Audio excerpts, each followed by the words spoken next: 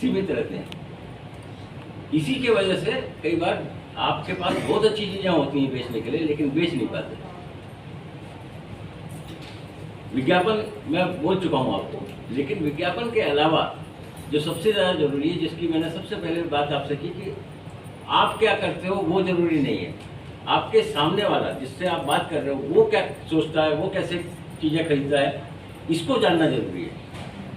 तो जब हम कंज्यूमर बिहेवियर कहते हैं, उपभोक्ता का व्यवहार, तो उपभोक्ता का व्यवहार ये है कि आपको ये समझना पड़ेगा कि लोग चीज़ें खरीदते क्यों हैं, उपयोग करने के लिए। तो उपभोक्ता, तो सही कहा आपने, उपभोक्ता का मतलब ही जो उपयोग करे, उपभोग करे। तो उपभोग ऐसे थोड़ी होता है।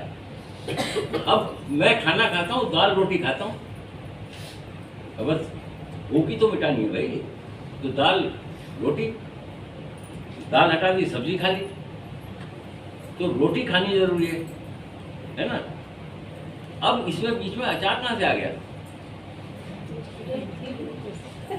तो ये गृहिणियों का अपना इजाद किया हुआ एक वस्तु है कि जब दिक्कत हो जाए खाने वाले को तो उसको थोड़ा सा अचार आगे बढ़ा दो, है ना, तो स्वाद आ जाएगा उसको। हमारी सब्जी में कमी रह गई, अचार खा लो। तो मतलब क्या है कि उपभोक्ता के अंदर आपको एक उपभोग की इच्छा पैदा करना है ना। ये पूरा जिसको हम कहते हैं आजकल का जो समाज है, इसमें उपभोक्ता बनाए जा रहे हैं, जरूरत नहीं है तो भी बनाए जा रहे हैं। मेरा तरीका, आदमी जिसको दाल रोटी से काम चल रहा है उसको आप कह रहे हो कि नहीं पिज्ज़ा खा, है ना, बर्गर खा, तो मैं बर्गर क्यों खाने लग गया, मैं पिज्ज़ा क्यों खाने लग गया? क्योंकि ऐसा कुछ मनोविज्ञान उपभोक्ता का जो है उसको पढ़ने वाले लोग थे जिन्होंने ये तय किया कि अच्छा अब ऐसा है, हमारा माल तब तक नहीं बिकेगा जब तक हम इस समाज के अंदर ऐसी चीज़ें नहीं पैदा कर दें जिसके बाद जो पिज्ज़ा नहीं खाएगा वो पिछड़ा कहलाएगा। ठीक है। अब आप सब लोग और हम भी, हम सब चाहते हैं कि हमारी इज्जत हो। ये नहीं हम कहते कि बहुत बैंडबाजी के साथ इज्जत हो, लेकिन इज्जत, समाज में इज्जत हो, समाज में लोग हमको अच्छी निगाह से देखें, ये हम सब चाहते हैं। अब आपको एक शक पैदा कर दिया लोगों ने कि भैया देखो ऐसा, बाकी सब तो ठीक है, आप कहीं रहो कैसे भी चलो, लेकिन बर्गर बीच में अगर एक दिन नहीं खाओगे इज्जत खत्म, है ना। मनोविज्ञान जो है उसका समझ लिया, उसके मनोविज्ञान में एक चीज डाल दी। अब वो केवल बर्गर इसलिए खा रहा है, इसलिए नहीं खा रहा है कि उसको भूखी मिटानी है, लेकिन वो इसलिए नहीं खा रहा है कि उसको इज्जत बनेगी इससे। वो देखेंगे 5 लोग, यार ये, है ना, मैकडोनल्ड का बर्गर खा रहा है, बर्गर भी नहीं, मतलब वो सड़क का बर्गर नहीं, मैकडोनल्ड का होना चाहिए, केंचिकी का फ्राइड चिकन होना चाहिए, वो सब ब्रांड है। उस ब्रांड के साथ आप जुड़ सको और अपनी बातचीत में, रोज सुबह उठो तो अपने सहेलियों के साथ बातचीत में कहो मैं तो केंचिकी फ्राइड चिकन खा के आई हूँ, वो सामने वाली बेचारी ध्वस्त, फिर वो अगले दिन जाएगी, उसको नहीं खाना है, उपभोग नहीं करना है, लेकिन उसको उपभोक्ता हमने बना दिया कि वो खाएगी और अगले दिन आके तुमसे कहेगी कि मैं भी खा के आई, क्योंकि आपने कोई सोचती है ना। तो ये मनोविज्ञान होता है कंज्यूमर का, उसको हम डेवलप करते हैं। इसमें हमने 4 तरह के कंज्यूमर होते हैं और 4 तरह के उनकी आवश्यकताएं होती हैं।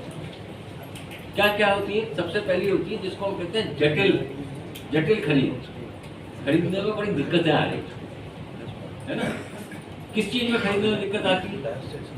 आप सब रोज कुछ ना कुछ खरीदते हो ना, हम भी खरीदते हैं, इतना समय थोड़ी रहते हैं। गए अपना, उससे कहा कि भैया पान बना दे, पान उठाया, खाया, मुंह में चल पड़े आगे। लेकिन आपसे कहा जाए कि आप एक मकान खरीदना है, नोएडा में मकान खरीदो, अब आप परेशान, आसानी से फैसला नहीं होगा।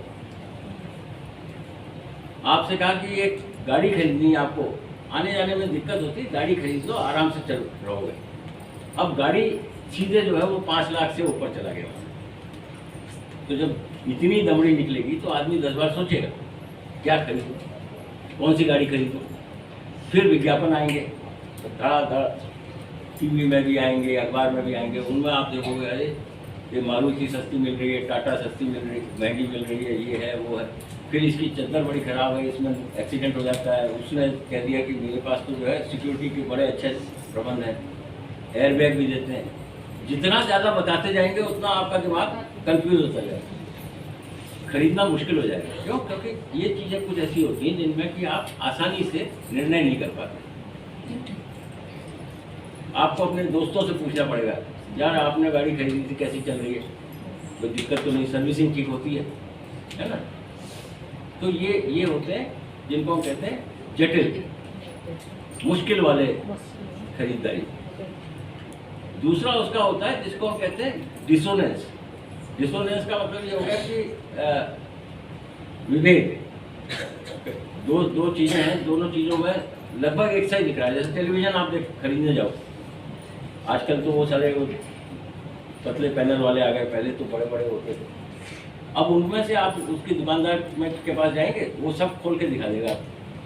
आप कायदे से देखोगे तो आपको सबके रिसेप्शन एक से ही दिखेंगे, सब में एक से ही चित्र आ रहा होगा। फिर वो आपको बताएगा कि साहब इसमें तो ये भी है, इसमें एंड्रॉयड है, इसमें वो नहीं है, इसमें स्मार्ट है। अब स्मार्ट क्या है और एंड्रॉयड वाला क्या है, ये बड़ा मुश्किल काम है। तो दोनों के बीच में फ़र्क नहीं कर पाते आप। तो जितना विभेद होता है उतना मुश्किल होता है खरीदना। लेकिन इसके बाद जो सबसे आसान तरीका है वो है जिसको हम आदतन कहते हैं, हैबिचुअल मार्केटिंग, है ना, हैबिचुअल खरीदारी। तो वो कंज्यूमर जो खरीदता ही नहीं है ऐसी चीज़ें, तो उसका क्या है, उसको मालूम है दाल खानी है। अब वो ये भी नहीं सोचता कि किस ब्रांड की खानी है, वो कहता अरहर की दाल खानी है। यार तुम भले ही फॉर्च्यून की ला दो, चाहे किसी की ला दो, टाटा की ला दो, वो देखता भी नहीं, वो अपना खरीदता है, लेगा। एक ऐसा ग्राहक भी होता है जो अपने जीवन में विविधता चाहता है ना, उसको रोज नई चीज चाहिए। रोज नई चीज चाहिए तो कम से कम उसको लगता है यार ये दाल खा के पक गए, कुछ और बताओ। तो वो एक ही चीज को खाते हुए उसकी जो आदत बन गई, उस आदत से वो थोड़ा सा परेशान हो गया है। ये नहीं कि उसको दाल अच्छी नहीं लगती, लेकिन वो कहता है कुछ स्वाद भी तो बदलना चाहिए, जीवन में हमेशा यही खाते रहेंगे। तो वो स्वाद बदलने की इच्छा उसकी जो है वो उससे खरीदारी करवाती है। तो इस तरह के 4 प्रकार के ग्राहक होते हैं अलग अलग, है ना। और इनके अंदर से अलग अलग चीज़ों के लिए इनका अलग अलग तरह का व्यवहार होता है। एक ही ग्राहक, जैसे मैंने आपको बताया कि मैं ही ग्राहक हूँ, मुझे कार खरीदनी है तो अलग तरह से खरीदता हूँ, टेलीविज़न खरीदना है तो अलग तरीके से खरीदता हूँ, दाल खरीदनी है तो अलग तरीके से खरीदता हूँ। फिर दाल में कभी अरहर खाता हूँ तो एक दिन मैं मूंग की दाल मंगाता हूँ। तो मूंग की दाल क्यों मंगाता हूँ? स्वाद बदले। तो ये जो स्वाद बदलने का एक व्यवस्था है, आपकी जो अचार की पूरी जो गृहणियाँ बनाती हैं, जो दीदियाँ बनाती हैं, उनके लिए बताए कि आप अगर एक ही तरह का अचार बेचोगे तो जब वो थक जाएगा ग्राहक तो आपके पास दोबारा नहीं आएगा। इसलिए नहीं कि उसको अच्छा नहीं लगता, इसलिए कि कहेगा यार बहुत हो गया यार आम का अचार, मिर्ची का अचार कौन बनाती है जरा देखें, तो उसके पास जाएगा जो मिर्ची का बनाता है। तो आप भी इसीलिए देखा होगा आपने कि जो अचार बनाती हैं दीदियाँ, वो एक ही चीज़ का नहीं बनाती, अलग अलग चीज़ का बना के रखती हैं, ताकि अगर उसका स्वाद भी बदले तो भी आप ही के पास आएगा कि नहीं आपका वो आम का अचार बहुत अच्छा था, मैं मिर्ची का ले जाता हूँ आपके यहाँ से क्योंकि मैंने परखा हुआ है ना। तो ये जो है, इसको अगर आप ध्यान में रखें कि कंज्यूमर का बिहेवियर ऐसा होता है, तो आप अपनी दुकान में एक ही चीज़ नहीं बनाओगे। वो अच्छा है, आपको आपकी उसमें बड़ी अच्छी महारत है। जैसे बैग बनाते हैं लोग, चमड़े का जो काम कर रहे हैं, तो वो चमड़े का बैग महिलाओं के लिए बनाए, तो आप एक ही तरह के बनाते रहोगे तो बिकने की संभावना कम है। अगर आप अलग अलग तरह के बनाओगे तो बिकने की संभावनाएं ज़्यादा हैं। क्यों? क्योंकि एक ही आदमी जिसने आपके यहाँ से पहला बैग खरीदा था, वो दोबारा आया, वैसा ही बैग उसको मिला तो वो कहेगा यार ये तो मैं पहन चुका हूँ ना, अब दूसरा चाहिए। तो वो दूसरा अगर आपके पास है तो वो इस बार दूसरा ले जाएगा। तो इसलिए भी आपको अपने प्रोडक्ट में वेरिएशन करना ज़रूरी है, क्योंकि अगर आप प्रोडक्ट में वेरिएशन नहीं करोगे तो मुश्किल हो जाएगा। अब मैं जैसे बताता हूँ आपको, आजकल मैं दांत की समस्या से उलझा हुआ हूँ, दांत लगवाने हैं मुझे अपने। अब वो इम्प्लांट से लगते हैं आजकल, उसमें आप जाके देखोगे तो इतनी वेराइटी है, कोई इजराइल का है, कोई जर्मनी का है, कोई अमेरिका का है। हमको तो मालूम नहीं कि क्या क्या होता है। अब आदमी उलझ जाता है कि क्या करे, कौन सा ले। फिर ये है कि कन्वेंशनल है, एक ऐसा जिसमें 3 मिनट समय लगेगा, लगा दिया, उसके बाद 3 महीने बाद आपके दांत लगेंगे। एक ऐसा वो कहते हैं कि आप 7 दिन में ले जाओगे। अब 7 दिन के लालच में अगर आप आ गए तो कई बार अपना नुकसान कर लोगे, क्योंकि टेक्नोलॉजी तो जल्दी मिल गई आपको, लेकिन उसके जो नुकसान है वो नहीं मालूम आपको। अब आप पूछने कहाँ जाओगे? एक ग्राहक से भी आप सोचो तो वो पूछने कहाँ जाएगा? मैं इनसे पूछूंगा, कहेंगे मेरा क्या काम जी, मेरे तो दांत सब सही है, मैंने कभी लगवाए नहीं। तो आपको खोजना पड़ेगा कि कोई ऐसा आदमी मिले जिसके दांत लगवाए हों, उससे पूछो कि साहब आपको कितने साल हो गए? 10 साल हो गए? वो तो कहते हैं लाइफ टाइम वारंटी है, लेकिन लाइफ टाइम किसी की वारंटी नहीं होती। आदमी की लाइफ की वारंटी नहीं होती तो लाइफ टाइम वारंटी क्या होगी? पर लाइफ टाइम वारंटी का मतलब उनसे ये होता है कि 7 से 10 साल तक तो चलेंगे चलेंगे, है ना। तो 7 से 10 साल बाद आपका क्या होगा, उसके बारे में भी आपको सोचना पड़ेगा। तो ये जो है, ये दुविधा पैदा होती है। जितनी दुविधा होती है उतना खरीदना मुश्किल होता है ना। लेकिन ऐसा नहीं कि उसका समाधान नहीं है। जितने आपने देखा होगा आजकल सबसे ज़्यादा, मैं क्योंकि इसी बारे में सोच रहा हूँ आजकल, मैं देखता हूँ यूट्यूब में कम से कम 20-25 डॉक्टर ऐसे हैं हिंदुस्तान के जो रोज़ वीडियो डालते हैं एक नया। हमने जी ये 75 साल की, हमने 80 साल की महिला का जो है दांत बदल दिए। तो हम लोग तो सोचते हैं ना कि 60 के बाद क्या है, तो बुढ़ापा आ गया। वो 75 साल में डाल रहे हैं दांत, फिर लाइफ टाइम वारंटी दे रहे हैं। तो है ना, अब डॉक्टरी की लाइफ नहीं है उतनी, तो उतनी वो वारंटी दे रहे हैं। तो वो क्यों डालते हैं? वो इसलिए डालते हैं कि आपकी जो दुविधा है वो कम हो। अगर आप उनके कर्ज जाल में फंस गए तो आप तुरंत जाओगे क्या, जी मेरा कर दिया, मैंने समझ लिया, बहुत देख लिया मैंने। तो इतनी सारी जानकारी डालनी पड़ती है ताकि एक चीज़ वो बेच सके। तो आपकी भी बारे में जब आप ऐसे सोचो कि अगर किसी को मान लीजिए अचार में ही दुविधा है, अचार खरीदने में ही दुविधा है, क्या है 20-25 रुपये, 30 रुपये, 100 रुपये का सामान है, उसी में दुविधा है उसको। तो आपको ये सोचना पड़ेगा कि हमारे पास जो ग्राहक ऐसा आएगा जिसको दुविधा है, उसकी दुविधा हम कैसे दूर करें, कैसे उसको हम एक तर्क दें कि उसको समझ में आए कि भैया ज़्यादा सोचो मत, आ गए हो ये ले जाओ, खुश रहोगे। तो वो ज़्यादा आसानी से मान भी जाएगा, क्योंकि सामान क्या है, 100-200 रुपये का है। 1,00,000-2 लाख का होता तो 10 बार सोचता है, लेकिन सामान कम कीमत का है तो ले जाएगा, कहेगा कोई बात नहीं, अगर ठगा भी जाऊंगा तो क्या हुआ, 100 रुपये तो गए। लेकिन आप ठगोगे थोड़ी। आपने तो सामान बेच के उसको अपने साथ कर लिया कि अगली बार भी हमारे पास आना, कहीं और मत जाना, दुविधा के चक्कर में ही मत पड़ो, हमारे पास आओ, हम हर चीज़ का इलाज देंगे आपको, है ना। तो ये चीज़ होती है, ये बहुत महत्वपूर्ण था। इसमें मैं एक चीज़ और आपको कह के, शायद अभी इतना समय है आपके पास, 10 मिनट और है, ठीक है, तो बस खत्म ही करता है। 2 चीज़ें ज़रूरी हैं, वो उनकी भी बात करता हूँ आपसे। ये विषय ऐसे हैं, इनमें तो पूरा दिन बोलते रहो तो बोलते रहेंगे, है ना। आपसे अभी बातचीत हम शुरू करेंगे तो आप शाम तक हम लोग बात करते रहेंगे, इतना ऐसी दिलचस्प चीज़ें हैं ये, और बहुत चीज़ें निकलेंगी इसके अंदर। लेकिन 2 चीज़ें जो बहुत महत्वपूर्ण आपको समझनी चाहिए, क्योंकि समय कम होता है तो अपने को संक्षेप में बातें कहनी चाहिए। तो 2 चीज़ें मैं आपको बताना चाहता हूँ। एक तो ये है जिसको हम कहते हैं साइकोलॉजी ऑफ बायर्स, जिसकी बात नहीं हुई उसकी बात कर लें, और उसके बाद मैं आपको कुछ नई चीज़ें भी बताऊँगा। तो इसमें क्या होता है कि एक तो मोटिवेशन एक बहुत महत्वपूर्ण चीज़ है कि ग्राहक जो है वो कुछ खरीदने की इच्छा रखे। इच्छा, वो इच्छा कहाँ से बनती है? तो हमारे पास एक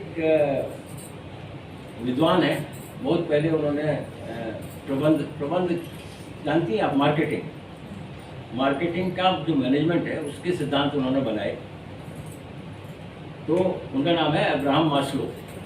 तो उन्होंने एक नई बात की। उन्होंने कहा कि जो आवश्यकताएं हैं, मनुष्य की जो आवश्यकताएं एक तरह की नहीं होती, कई तरह की होती है, लेकिन उनकी एक हायरार्की होती है, एक क्रम होता है ना। एक सीढ़ी है, मान लीजिए, उस सीढ़ी में अलग अलग सीढ़ी में पायदान पे एक तरह की आवश्यकता है उसकी। तो हायरार्की ऑफ नीड का उन्होंने एक बात जिक्र किया। उसमें उन्होंने कहा कि सबसे ज़रूरी होता है फिजिकल नीड, है ना। तो फिजिकल नीड क्या है? खाना पीना, है ना। तो ये सब चीज़ें। इसके बाद क्या है? सुरक्षा, कि खाना भी मिल गया, मकान भी मिल गया रहने का, लेकिन भाई मैं सड़क में जाऊँ मारा जाऊँगा, है ना। सुरक्षा भी एक ज़रूरी चीज़ है। मकान ही जो बना रहे हैं वो कहीं, जैसे भूकंप में देखिए क्या हुआ अभी टर्की में, तो ऐसा कुछ हो जाए तो वो सुरक्षा भी चाहिए। तो आजकल हम भी देखिए यहाँ पर जितने भी लोग मकान बेचते हैं नोएडा में, वो कहते हैं कि भूकंप रेजिस्टेंट है ये मकान, ऐसी बनावट है कि ये गिरेंगे नहीं भूकंप। तो आपकी सुरक्षा का ध्यान रख के उन्होंने वो ये वाली चीज़ें जोड़ी हैं उसमें, कि जो मकान हम बनाते हैं ईंट गारे का बना लिया, भूकंप आया थोड़ा सा भी, चार उसका ट्रैक्टर का, तो वो गिर गया तो क्या फायदा। तो ऐसा बनाओ जो कि 6-7 तक भी झेल ले। फिर होता है जिसकी आपसे मैं बात कर रहा था, सोशल एस्टीम, कि समाज में आपकी इज्जत हो, ये भी एक आवश्यकता है। तो जितने लोग गाड़ियाँ खरीदते हैं, गाड़ियाँ खरीदने वालों में से आधे लोग ऐसे होते हैं जो गाड़ियाँ इसलिए नहीं खरीदते कि उनको गाड़ी से नोएडा से दिल्ली और दिल्ली से नोएडा जाना है। वो कहते हैं ये तो करेंगे ही, लेकिन अगर हमारे पास फरारी गाड़ी होगी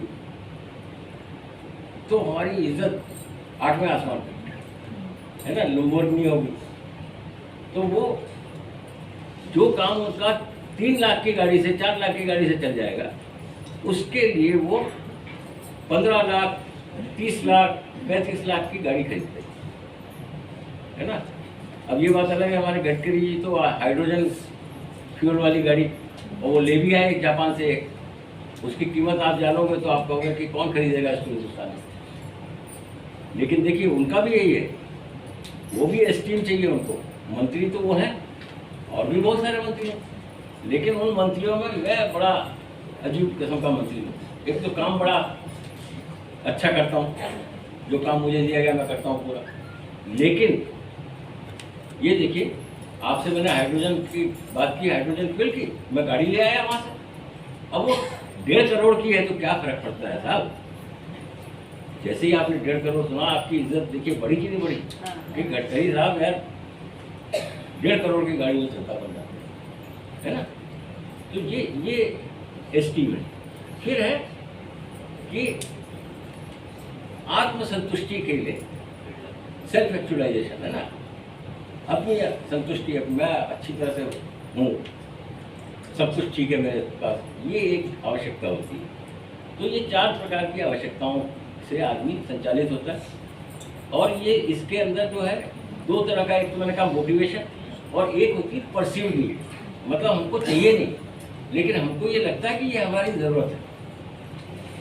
हम बिना गाड़ी के भी चला सकते हैं, साइकिल से चले जाएंगे ना यार, क्या दिक्कत है। 4 किलोमीटर जाना, उसके लिए गाड़ी खरीदना, 4 किलोमीटर साइकिल चला लेंगे। तो साइकिल चलाना उसकी आवश्यकता है, लेकिन गाड़ी खरीद के जाना उसकी परसीव नीड है। और जो हमारा कंज्यूमरिज्म है, जिसको हम कहते हैं उपभोक्तावाद, वो इसी पे पनप रहा है। हम ये नहीं कह रहे हैं कि आप उपभोक्तावादी बन जाओ, पर हम कह रहे हैं कि अगर आप इन चीज़ों को ध्यान रखोगे तो आपके व्यापार में आप थोड़ी बहुत अच्छा काम कर सकते हो। अगर आपको ये समझ में आ जाए कि कैसे लोगों के मन में इच्छा पैदा की जाए कि आपका जो सामान है वो खरीदें। इमोशनल वैल्यू सबसे बड़ी चीज़ होती है। आदमी तो है ही जानवर ऐसा है जो भावनाओं पर चलता है। आप उसके अंदर भावनाएं पैदा करो कि मेरे उत्पाद को आप केवल ये मत सोचो कि ये टोपी है या ये एक मूर्ति है। इस मूर्ति के साथ एक भावना है, आप इसको किसी को गिफ्ट करोगे तो भावनात्मक तौर से वो आपके साथ रहेगा। तो आप लोगों को एक दूसरों से जोड़ने के लिए जो चीज़ें ज़रूरी है वैसी चीज़ें बना रहे हैं, ये आप उनको बताओगे तो आप उसके भावना का जो हिस्सा है उसको देख कर फिर कहोगे कि ले जाओ साहब। अच्छा भी हो सकता है, बुरा भी हो सकता है, दोनों चीज़ें हो सकती हैं। पर हम पूरे की बात क्यों सोचें? हम तो ये सोचेंगे कि आप बहनें अपना छोटा मोटा काम करते हैं, अपनी रोजगार पैदा करते हैं, तो आप अच्छे के लिए करते हो। तो उसी अच्छे को करने के लिए और थोड़ा बहुत अच्छी कमाई करने के लिए अगर आप थोड़ा सा भावनात्मक चीज़ों का इस्तेमाल कर रहे हो तो बुरा नहीं है। लेकिन अगर उसी भावना को लेकर अगर आपने किसी को ज़बरदस्ती कुछ टिका दिया है 5 करोड़ की सामान, तो उसको हम सोचेंगे कि वो गलत है कि सही है। तो ये फर्क ये है कि मान लीजिए 1000, 5000, 10,000 तक की जो बिक्री हो रही है, उसमें भावना का जो इस्तेमाल हो रहा है वो उतना खतरनाक नहीं है, लेकिन उससे ज़्यादा। और फिर बर्गर तो बहुत सस्ते में मिलता है, पर मैकडोनल्ड का जो चेन हिंदुस्तान में फैलना है, ये भले ही छोटी कीमत है इसकी, उत्पाद की कीमत ज़्यादा नहीं है, लेकिन इसको थोड़ा सा बुरा कहा जाएगा। क्यों? क्योंकि ये एक समाज की पूरी जो है संस्कृति को बदलने की कोशिश कर रहे हैं। अपना बाजार बनाने के लिए पूरा लोगों का सोच बदल दीजिए, तो ये इसको हम बुरा कहते हैं। वैसे उपभोक्तावाद जो है वो इसीलिए खराब है। बाकी आप जो अपने उपभोक्ता का अगर मनोविज्ञान समझोगे और फिर सामान को बेचोगे तो इसको हम बुरा नहीं मानेंगे, क्योंकि ये सेल्फ हेल्प ग्रुप के लोगों का काम है, ये एक अलग तरह से चलता है। आखिरी बात मैं जो कहना चाहता हूँ, जहाँ पर अपनी बात को विराम दूंगा, वो है कि बाजार में जब आप उतरते हैं तो आपको विपणन करना होता है, मार्केटिंग करनी होती है। मार्केटिंग जो है वो उसके 2 तरीके हैं। एक तो पारंपरिक तरीका है जिसका आप इस्तेमाल कर रहे हो कि भाई एक जगह मेला लगा लीजिए, लोग अपने मनोरंजन के लिए आएंगे, खाने पीने के लिए आएंगे, उसी में आपने अपना सामान भी लगा रखा है तो सामान खरीदेंगे, जाएंगे। ये एक पारंपरिक तरीका है। और पारंपरिक तरीका होने का मतलब ये नहीं कि इसको ख़त्म कर देना चाहिए, अब आधुनिक युग में आ गए इसको ख़त्म। ये बहुत महत्वपूर्ण है। इसमें ग्राहक से आप लेते हैं, वो आपसे मिलकर बातें कर सकता है, क्योंकि आज के समय में आप जाके देखिए बहुत बड़े बड़े जो व्यापारी हैं उनके पास अगर आप जाइए तो पहले तो अपॉइंटमेंट लेना पड़ता है। अपॉइंटमेंट लेने के बाद भी वो 5 से 10 मिनट से ज़्यादा आपको नहीं देगा। और बहुत तो ऐसे हैं जैसे एयरटेल वगैरह की आप देखिए जो मोबाइल आप यूज़ करते हैं, इनके तो आपको जो बेचने वाले हैं उनके दर्शन ही नहीं होते, यानी जो आपको बेचे उसके भी दर्शन नहीं होते। और मित्तल साहब की तो बातें छोड़ दी। एक समय में मेरे साथ कोई दिक्कत हुई तो मैंने सोचा कि इसका मैं शिकायत करूं। शिकायत करने के लिए 5 सीढ़ियां बना रखी, 5 सीढ़ियों पर बात की। 5वीं सीढ़ी तक आते आते जब बात नहीं हुई तो मैंने उससे कहा कि ये बता दो मुझे कि अब मुझे क्या मित्तल से बात करनी पड़ेगी? तो वो बड़ा चौंका, कह रहा आपको कैसे? तो मैंने कहा भैया मैं पत्रकार हूँ, मित्तल कुछ नहीं है, हम सबके नंबर हमारे पास है, हम चाहे जिससे बात कर सकते हैं। वो इतना घबरा गया, उसने तुरंत मेरा जो है काम किया, बल्कि काम ही नहीं किया, मुझे थोड़ा सा घूस भी दी।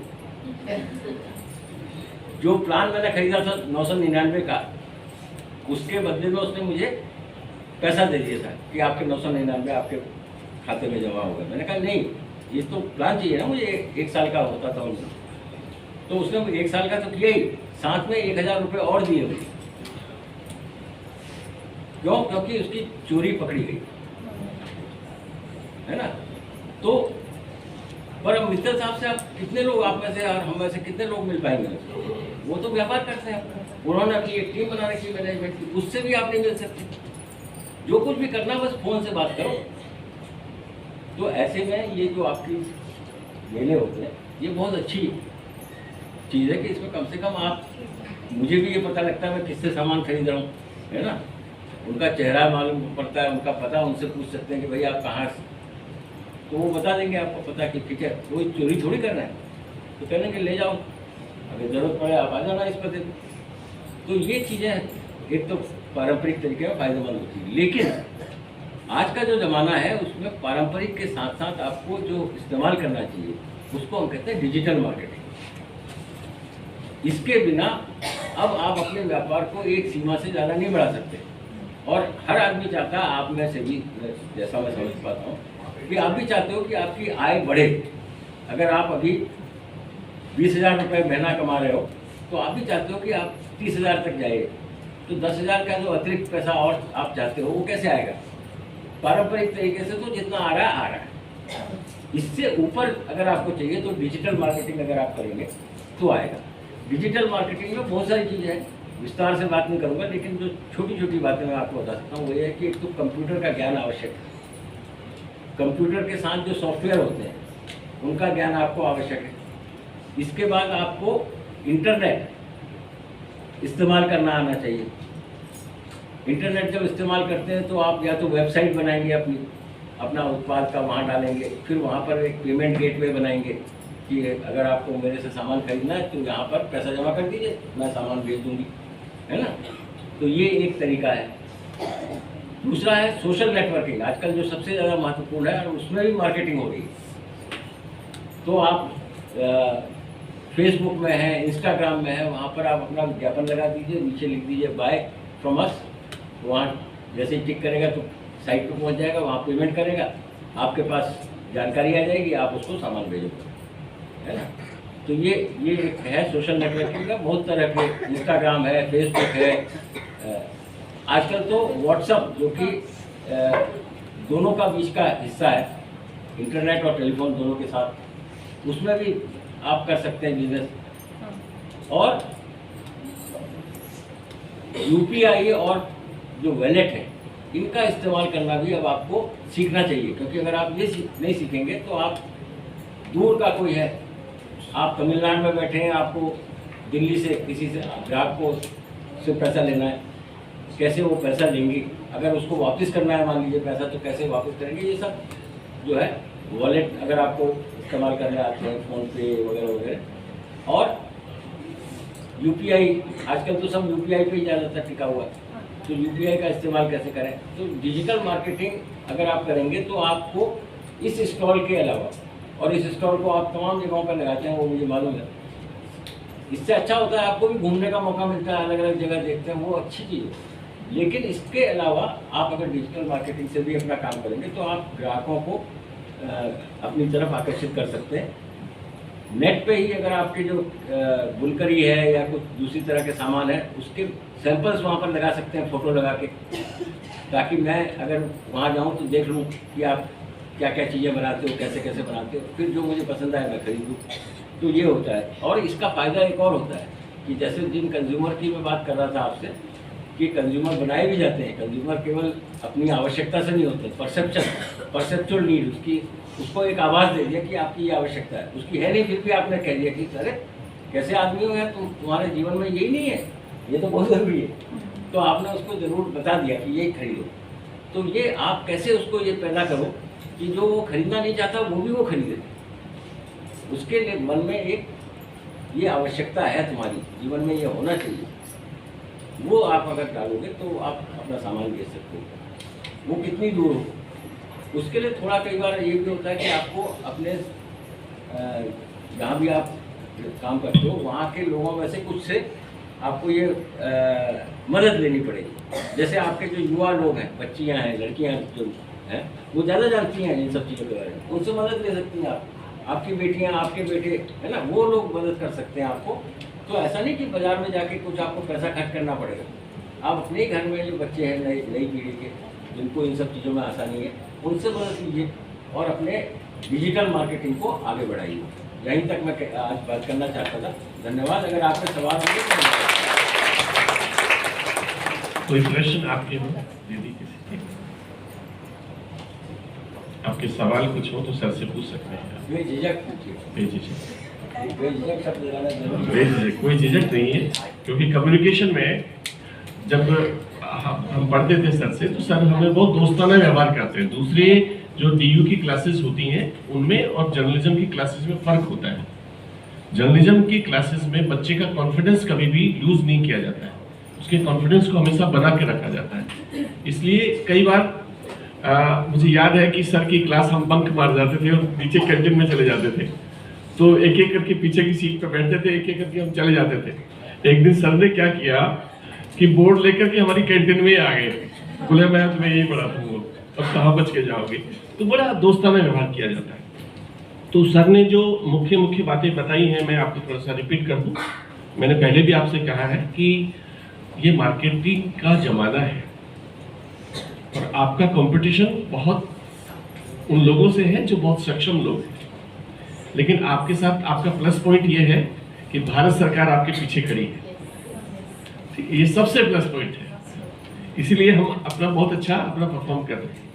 तो जैसे सर ने बताया कि जब भी ग्राहक आपकी शॉप पर आए, मैं संक्षिप्त में इस सेशन को करूंगा, आप मुस्कुराकर स्वागत करें उसका, धैर्य से ठोस कम्युनिकेशन के साथ में अपने उत्पाद की खूबियां बताएं, अपने प्रोडक्ट की, प्राइस पहले ना बताएं। पहले ही आपने यदि उसको वो बिलक जाएगा, क्योंकि माइंड जब तक उसको आप कन्विंस नहीं करेंगे तो प्राइस तक ले जाने के लिए पहले एक यात्रा होती है, एक सीढ़ी होती है। शुरू दीदियाँ कहती है भैया लेना है तो ले, ये 500 रुपए का मिलेगा तुझे, तो आगे चला जाता है। कभी भी प्राइस पहले ना बताएं। प्राइस बता एक सीढ़ी होती है प्राइस तक पहुंचने की, पहले उसको इतना बता दें, इतना बता दें। जैसे सर ने बताया ना कि बर्गर खाना है और मैकडोनल्ड का ही खाना है, कोई समाज में इज्जत रहेगी नहीं, तो इज्जत कुछ है नहीं हो, ठीक है। तो प्राइस पहले ना बताएं, पहले उसकी खूबी बताएं आप, और इफेक्टिवली बताएं। ग्राहक के साथ थोड़ा गरिमापूर्ण आई कांटेक्ट करें। ऐसा नहीं ग्राहक आपके चेहरे की तरफ देख रहा है, आप दूसरी तरफ देख रहे हैं, ठीक है। अपनी क्षेत्रीय भाषा में बात करने पर ग्राहक पर मनोवैज्ञानिक असर पड़ता है। आपका ये गलत बात है कि अंग्रेजी में बोलने से ज्यादा, आप हमारे राजस्थान की एक दीदी है तीजा, उसकी 2 खूबी है, बताइए क्या खूबी है। मैं हर एक स्टॉल पे जाता हूँ, सबसे पहले तो आपको मुस्कुरा के बात करेगी, और दूसरी वो ठेठ राजस्थानी में बात करती है, आपको समझ आए या ना आए, वो और उसके सबसे ज्यादा बिक्री होती है उसकी, ठीक है। और पूरे सोशल मीडिया से जुड़ी हुई है वो, मैं जब भी जाता हूँ पूरा वक्त उस पर लाइव वो करती है वो, ठीक है। आप जब भी 2-3 दीदी हैं आप में से यहाँ पे जो बहुत अच्छा वेलकम करती है, जैसे आप दीदी बैठी हैं, इनकी मदर से मिलके आइए, हमेशा मुस्कुराती हुई मिलेंगी आप। और सबसे बड़ी बात, जैसे कल मेरी माँ का फोन आया, चिरंजीव मेरा मोबाइल चार्ज करा दे, मैंने कहा मैं करा देता हूँ, 1.5 GB का करा देना। मतलब मैं सोचा गाँव में बैठी हुई उसको सब पता है, उसको 1.5, तो कल मदर इनका भी दीदी की मदर का चार्ज करा दे, तो वो मोबाइल डाटा खत्म हो गया। तो दरअसल आप मुस्कुरा के उनसे बातचीत करें, ठीक है। क्षेत्रीय भाषा में बात करें, लैंग्वेज कोई बैरियर नहीं होता, ठीक है जी।